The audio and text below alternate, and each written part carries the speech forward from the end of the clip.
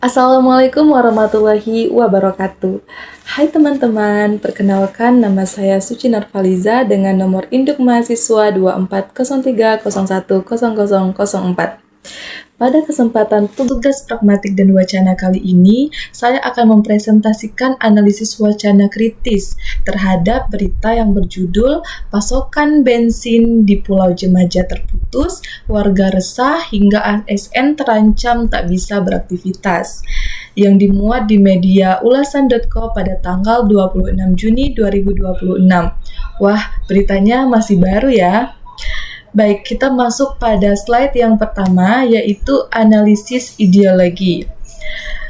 Pada poin A ini, kita akan membahas analisis ideologinya. Dalam teks ini, media secara implisit membangun nilai empati terhadap kerentanan masyarakat kepulauan, sekaligus memberikan kritik halus terhadap lambatnya respon pemerintah.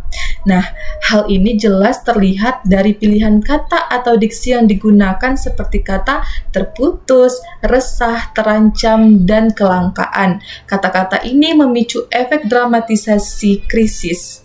Lebih jauh, terdapat asumsi dan framing yang menarik. Pemerintah secara tidak langsung diasumsikan pasif atau lambat. Selain itu, penyebutan kata ASN di dalam judul membingkai bahwa kelumpuhan aparatur negara adalah kritis. Utamanya, yang menariknya adalah media juga menggeser fokus masalah dari kegagalan distribusi negara menjadi perilaku masyarakat. Hal ini terlihat jelas dari adanya imbauan agar warga tidak menimbun bensin. Baik teman-teman, bagaimana sudah tergambar analisis ideologinya? Sekarang kita masuk ke slide yang selanjutnya, yaitu bagian poin B. Ya, selanjutnya analisis kedua mengenai relasi kekuasaan. Nah, dalam wacana ini, aktor dominan yang memegang kendala logistik adalah benar, pemerintah daerah dan distributor BBM. Namun, jika kita lihat ruang bicaranya, media hanya memberikan ruang bicara kepada perwakilan agen dan warga yang diposisikan sebagai korban. Sementara itu, pemerintah daerah, Pertamina, atau dinas terkait sama sekali tidak diberikan ruang bicara. Mereka hanya disebut tanpa ada konfirmasi atau klarifikasi. Dalam posisi untung dan rugi, masyarakat jelas dirugikan secara nyata. Di sisi lain, pemegang kuasa diuntungkan karena mereka luput dari pertanyaan kritis jurnalis mengenai akar masalah keterlambatan logistik tersebut.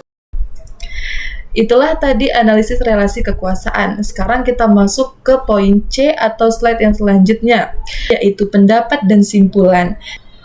Sebagai simpulan, dari kacamata objektivitas sudah tergambar bukan bahwa berita ini kurang berimbang karena tidak menerapkan cover both sides. Dampak dari pemberitaan ini memang memicu keresahan dan berfungsi sebagai kontrol sosial, namun di sisi lain, berita ini beresiko melakukan victim blaming atau menyalahkan korban melalui imbauan penimbunan. Menurut pendapat saya sendiri, ada isu yang disajikan atau dibelokkan oleh media. Seharusnya media wajib mengonfirmasi Pemda dan Pertamina untuk menginvestigasi akar masalah logistik di wilayah tersebut, bukan sekedar memuat keluhan warga dan imbauan sepihak yang mengaburkan tanggung jawab negara.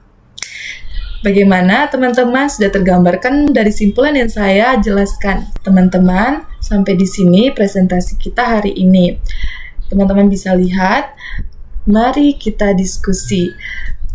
Teman-teman yang kurang memahami atau yang masih bingung tentang mengenai analisis wacana kritis, teman-teman bisa mengajukan pertanyaan di kolom komentar, nanti akan saya jawab dengan sepenuh hati.